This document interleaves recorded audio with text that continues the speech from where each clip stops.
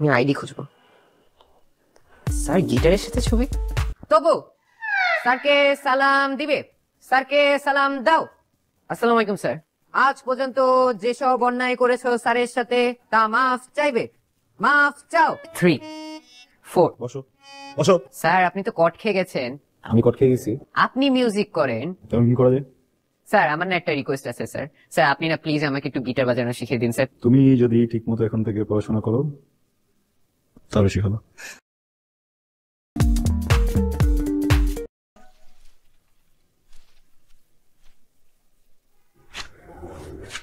জন নাকি তোমার?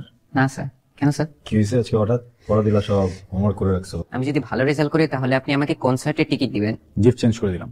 রেজাল্ট যদি ভালো হয় আমি তোমাকে শুধু কনসার্টের টিকিট দেবো না, টিকিটের সাথে সাথে একটা গিটারও দেবো।